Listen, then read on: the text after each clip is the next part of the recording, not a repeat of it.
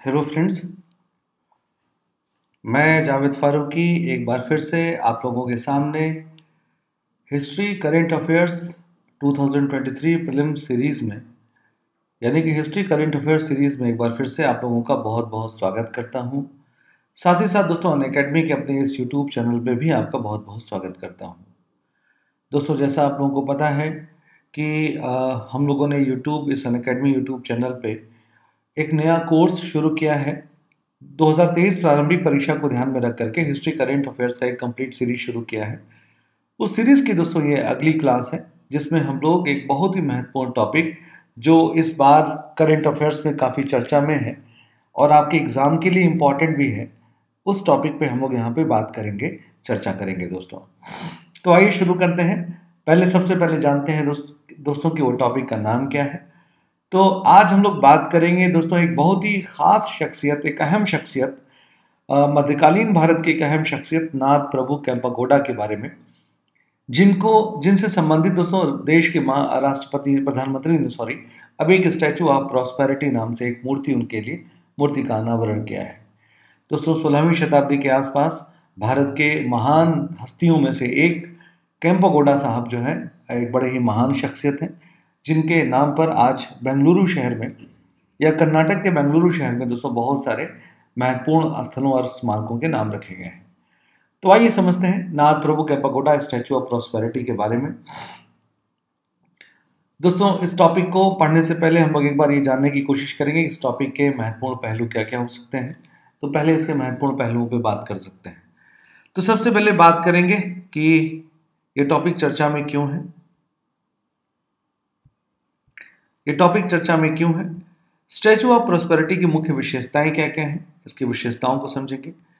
पुनः दोस्तों नाथ प्रभु केम्पेगौड़ा के बारे में हम उनकी उपलब्धियों के बारे में बात करेंगे और उनके मृत्यु के बारे में बात करेंगे। दोस्तों ये कुछ महत्वपूर्ण पहलू हैं जो इस बार आपके एग्जाम के लिए काफ़ी महत्वपूर्ण है।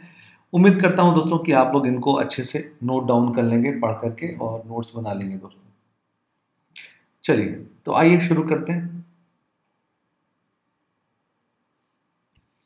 तो कोई भी टॉपिक को शुरू करने से पहले एक बार मैं अपना इंट्रोडक्शन आप लोगों को सामने रख दूं दोस्तों, चूंकि ज़रूरी है। हर बार बहुत सारे नए बच्चे क्लास ज्वाइन करते हैं तो एक बार इंट्रोडक्शन ज़रूरी है। तो जैसा आप देख पा रहे हैं मेरा नाम जावेद फारूकी। ये दोस्तों अनअकैडमी मेरी position, I am one of the masters educator of Unacademy. I have 10 years of teaching experience with India's leading and renowned institute and perform almost 200 plus selections, expert of history optional, history for general studies, social issue, social justice and current affairs. दोस्तों this is the my referral code Farooqui sir 10, ये मेरा referral code है। इस referral code के माध्यम से आप Unacademy की किसी भी सब्सक्रिप्शन पे 10% का फ्लैट डिस्काउंट प्राप्त कर सकते हैं दोस्तों। तो ये मेरा इंट्रोडक्शन है। अब आइए हम लोग मुख्य टॉपिक पे आते हैं, लौटते हैं दोस्तों मुख्य टॉपिक पे जो आज के क्लास में हम लोगों को डिस्कस करना है। तो सबसे पहले हम लोग इस बात पे डिस्कशन करेंगे कि नाथ प्रभु केम्पेगौड़ा चर्चा में क्यों है। दोस्तों चर्चा में क्यों है पहले उनके बारे में बात कर लेते हैं। तो देख सकते हैं दोस्तों कि हाल ही में भारत के प्रधानमंत्री ने, अपने देश के प्रधानमंत्री नरेंद्र दास मोदी ने, भारत के प्रधानमंत्री ने नाथ प्रभु केम्पेगौड़ा की 108 फुट ऊंची प्रतिमा का अनावरण और बेंगलुरु हवाई अड्डे के टर्मिनल 2 का उद्घाटन किया है दोस्तों। ओके, जिसका नाम 16वीं शताब्दी के प्रमुख व्यक्तित्व के नाम पर रखा गया, जिन्हें इस शहर की स्थापना करने का श्रेय दिया जाता है। यानी कि दोस्तों देश के प्रधानमंत्री नरेंद्र मोदी साहब ने नाथ प्रभु केम्पेगौड़ा का, जिन्होंने बेंगलुरु शहर की स्थापना की थी या बेंगलुरु शहर के महत्वपूर्ण स्मारकों को स्थापित करने का जिनको योगदान है, उनके नाम पे दोस्तों अभी बेंगलुरु हवाई अड्डे पे टर्मिनल 2 का भी उद्घाटन किया गया। आप लोग को पता होगा दोस्तों कि बेंगलुरु हवाई अड्डे का नाम भी नाथ प्रभु केम्पेगौड़ा साहब के ही नाम पे। ओके, और सबसे महत्वपूर्ण बात यह है कि उनसे संबंधित या उन्हीं पे आधारित दोस्तों एक मूर्ति भी उनके लिए अनावरण की गई है। एक 108 फीट ऊंची प्रतिमा का ऑनर किया गया है। इस प्रतिमा को स्टैचू ऑफ प्रॉस्पेरिटी का नाम दिया गया है दोस्तों इस महत्वपूर्ण खबर को द इंडियन एक्सप्रेस न्यूज़पेपर में भी कवर किया गया है, आप देख सकते हैं, जिसमें कि दोस्तों दिसंबर 12 2022 को इसमें न्यूज़ को कवर किया गया था। Modi unveils Kempegowda statue in Bengaluru. Who was he and what are BJP? दोस्तों यहाँ पे कुछ लिखा हुआ है, crucial calculation behind the move.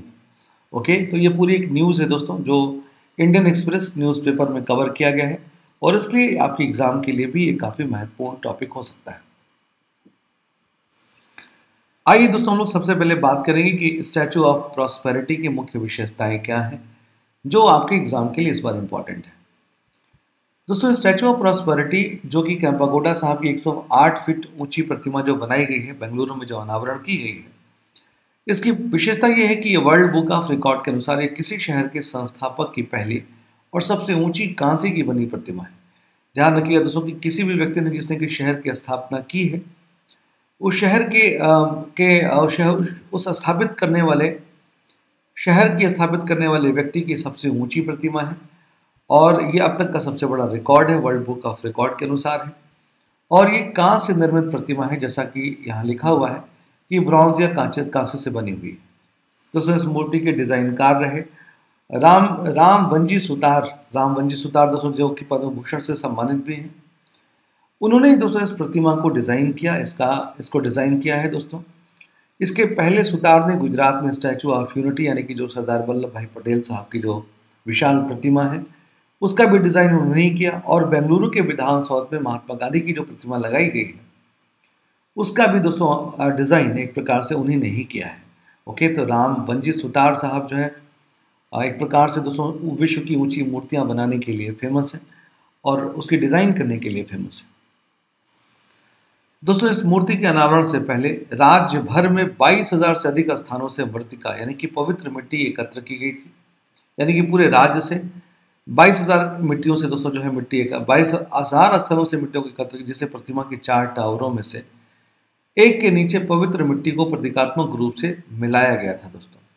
यानी कि जो प्रतिमा के नीचे दोस्तों जो टावर जो बनाए गए हैं है ना, प्रतिमा में कि किनारे किनारे जो 4 टावर बनाए गए हैं उस टावर के नीचे इस मिट्टी को शामिल किया गया है।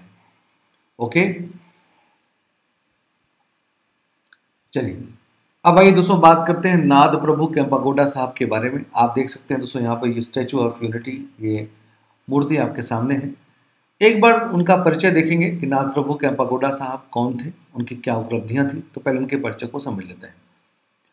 दोस्तों, नाद प्रभु केम्पागोडा साहब का जन्म जो है वो 1513 में येलाहंका सिटी यानी कि येलाहंका जो एक शहर है दोस्तों, एक नगर है जो बेंगलुरु का कर्नाटक का, उसके पास ही एक गांव में हुआ था। और 16वीं शताब्दी में विजयनगर साम्राज्य के तहत एक सामंत थे। जैसा आपको पता है कि विजयनगर साम्राज्य के शासकों के अंतर्गत बहुत सारे नायक होते थे, सामंत लोग होते थे, तो उन्हीं में से दोस्तों एक ये सामंत थे और ये विजयनगर शासक के अधीनता में एक प्रकार से शासन कर रहे थे। दोस्तों, नाद प्रभु केम्पागोडा साहब जो कि बेंगलुरु में 2 बड़ी फेमस प्रभावशाली समुदाय है दोस्तों, एक तो लिंगायत और दूसरा है वोक्कालिगा समुदाय। तो केम्पागोडा साहब इसी वोक्कालिगा समुदाय से संबंधित थे। ओके, वोक्कालिगा समुदाय दोस्तों जो है वो कर्नाटक की दूसरी बड़ी फेमस समुदाय है। एक खास वर्ग के लोग हैं जो कि दोस्तों एक प्रकार से कह सकते हैं कि प्रोमिनेंट दोस्तों वहाँ की एक प्रकार के वहाँ की एक दोस्तों रेस जाति है वो कलिंगा, उससे ही ये संबंधित है। केम्पागोडा को बेंगलुरु का संस्थापक कहा जाता है। नाद प्रभु केम्पागोडा ने 1537 में बेंगलुरु की स्थापना की। वह विजयनगर साम्राज्य के शासक थे। ऐसा माना जाता है कि 15वीं सदी में उनका केम्पागोडा परिवार तमिलनाडु के कांची से कर्नाटक आ गया और विजयनगर साम्राज्य का शासन उन लोगों ने संभाला था। ओके, यानी कि वो रहने वाले तो शायद कांची के थे दोस्तों, तमिलनाडु के कांची के रहने वाले थे, लेकिन वहां से उनका परिवार यहाँ पे दोस्तों माइग्रेट करके विजयनगर आ गया था और धीरे धीरे करके अपनी योग्यता के बल पे वो सामंत के पद तक पहुंच गए थे। 1513 में केम्पागोडा को पिता की विरासत संभालने का अवसर मिला। वे काफ़ी आगे तक ले गए। उन्होंने अपने साम्राज्य को अपने पिता से काफ़ी आगे तक ले गए। उन्होंने विजयनगर साम्राज्य पर लगभग 46 साल तक शासन किया। इसी दौरान केम्पागोडा ने एक सुंदर शहर का निर्माण भी करवाया दोस्तों। उन्होंने एक सुंदर शहर का निर्माण भी करवाया था। दोस्तों, उनकी उपलब्धियों के बारे में बात करें, उन्होंने व्यापक रूप से बेंगलुरु कर्नाटक के संस्थापक के रूप में उन्हें स्वीकार किया जाता है। दोस्तों, उन्हें व्यापक रूप से जो जैसा ऐसा माना जाता है कि उन्हें बेंगलुरु कर्नाटक के संस्थापक के रूप में उन्हें स्वीकार किया जाता है। ऐसा माना जाता है कि उन्होंने अपने मंत्री के साथ शिकार करने के दौरान एक नए नए शिकार के विचार नए शहर के विचार की कल्पना की और बाद में प्रस्तावित शहर के चारों कोनों में मीनारें खड़ी करके इसके क्षेत्र को चिन्हित किया था दोस्तों। याद रखिएगा दोस्तों कि उन्होंने बेंगलुरु शहर के बारे में पहली बार विचार करने वाले वही व्यक्ति थे और उन्होंने अपने मंत्री से इसके बारे में जिक्र भी किया था और उन्होंने कल्पना की और बाद में प्रस्तावित शहर के चारों कोनों में मीनारें खड़ी करके इसके क्षेत्र को चिन्हित किया। पेयजल और कृषि की जरूरतों को पूरा करने के लिए शहर में लगभग 1000 झीलों को विकसित करने का श्रेय भी इन्हें ही दिया जाता है। दोस्तों उन्होंने बेंगलुरु शहर में पानी की क्राइसिस न होने पाए या पानी की आवश्यकताओं को पूरा करने के लिए उन्होंने 1000 झीलों का निर्माण करवाया था। ये उनके अपने आप में सबसे बड़ी उपलब्धि है। इसके अलावा दोस्तों केम्पागोडा साहब वोक्का लीगा की एक महत्वपूर्ण प्रथा, जिस संप्रदाय से या जिस समाज से वो बिलोंग करते थे, उस समाज में एक बड़ी ही बुरी परंपरा थी जिसको बांदी देवारू प्रथा कहते हैं दोस्तों। ये बांदी देवारू प्रथा के नाम से प्रसिद्ध एक रिवाज के दौरान एक अविवाहित महिला को बाएं हाथ की उंगलियां काटने की प्रथा को खत्म करने का श्रेय दिया जाता है। दोस्तों उन्होंने जो बाएं हाथ से दोस्तों जो अविवाहित महिलाएं अपने बाएं हाथ की उंगलियां काट लेती थी, उस प्रथा को खत्म करने का श्रेय इनको दिया गया था। ओके, तो एक प्रकार से दोस्तों वो एक समाज सुधारक के रूप में भी इतिहास में जाने गए। ओके, और जो दोस्तों उन्होंने स्थापत्य कला के क्षेत्र में जो उनका योगदान है वो तो अपने आप में अमूल्य है। आइए दोस्तों उनके निर्माणकार संबंधित उपलब्धियों को देखते हैं। जैसे बेंगलुरु शहर के निर्माण की बात करें तो केम्पागोडा ने एक शिकार अभियान के दौरान विशाल जंगलों और पहाड़ों से बाहर एक शहर की कल्पना की। 1526 में केम्पागोडा ने बेंगलुरु पुणे राजमार्ग पर बेंगलोर से 48 किलोमीटर शिवगंगा रियासत पर विजय प्राप्त करी थी। इस विशाल वन क्षेत्र के भीतर और विजयनगर सम्राट अच्युत राय की शाही अनुमति के साथ उन्होंने 1537 में बेंगलुरु किले और शहर का निर्माण किया और अपनी राजधानी को यलहंका से नए बेंगलुरु पीठ में स्थानांतरित किया था दोस्तों। यानी कि उन्होंने विजयनगर सम्राट अच्युत राय की जो उस समय के शासक थे उनकी अनुमति के साथ ही उन्होंने बेंगलुरु शहर का निर्माण किया। केम्पागोडा ने एक लाल किला भी बनवाया जिसमें 8 द्वार और उसके चारों ओर एक खाई थी। किले के अंदर 2 चौड़ी सड़कें उत्तर दक्षिण से और पूरब से पश्चिम की ओर जाती थी। किले के उत्तरी यलहंका गेट में विनायक और आंजनेय के मंदिर भी बनाए गए थे। गवि गंगाधरेश्वर मंदिर भी केम्पागोडा द्वारा ही बनवाया गया था दोस्तों। ओके, यानी कि इस किले के अंदर 2 मंदिर बनवाए, एक आंजनेय के मंदिर और दूसरा गवि गंगाधरेश्वर। केम्पागोडा ने प्रत्येक मंदिर के चारों ओर मंदिरों और झीलों का निर्माण भी किया। इसके अलावा दोस्तों कस्बे में पानी की आपूर्ति, किले के चारों ओर खाई और फसलों की सिंचाई के लिए टैंक भी बनवाए। यानी कि दोस्तों बेंगलुरु शहर में उन्होंने मंदिर, स्थापत्य, किले और टैंक यानी कि वाटर, एक प्रकार से दोस्तों पानी की कोई कमी ना हो इसके लिए उन्होंने वाटर टैंक भी बनवाए। सिंचाई की सुविधाओं ने कृषि और बागवानी को बहुत बढ़ावा दिया और बाग लगाने और फलों की फसल को उगाने को भी उत्साहित किया। इस प्रकार केम्पागोडा साहब ने बेंगलुरु शहर को एक न केवल स्थापित किया बल्कि दोस्तों उसकी सारी आधारभूत आवश्यकताएं भी वहाँ पे पूरी की। इसलिए दोस्तों वो एक महान शासक के रूप में जाने जाते हैं जिन्होंने कि बेंगलुरु शहर के लिए या कर्नाटक शहर के लिए महत्वपूर्ण योगदान दिया है। लगभग 56 वर्षों तक शासन करने के बाद 1569 में उनकी मृत्यु हुई। राज्य सरकारों ने कई महत्वपूर्ण स्थानों पर उनके नाम रखा हुआ है, जैसे केम्पागोडा अंतर्राष्ट्रीय हवाई अड्डा, केम्पागोडा बस स्टैंड और नाथ प्रभु केम्पागोडा मेट्रो स्टेशन। ये सारी इन्फॉर्मेशन दोस्तों उन्हीं से संबंधित थी। तो इस प्रकार दोस्तों आज की क्लास बस इतना ही। उम्मीद करता हूँ दोस्तों ये क्लास आपके लिए काफ़ी इन्फॉर्मेटिव, काफ़ी बेनिफिशियल रही होगी। आप लोग इस क्लास की सारी महत्वपूर्ण बातों को दोस्तों एक प्रकार से वीडियो को पॉज करके आप लोग नोट्स ज़रूर बना लें, जिससे कि आप लोग 2023 की किसी भी संभावित प्रश्न पे आप लोग सही आंसर कर पाएँ। मिलते हैं दोस्तों जल्दी ही अगली क्लास में, तब तक के लिए शुक्रिया, अलविदा, टेक केयर एंड बाय।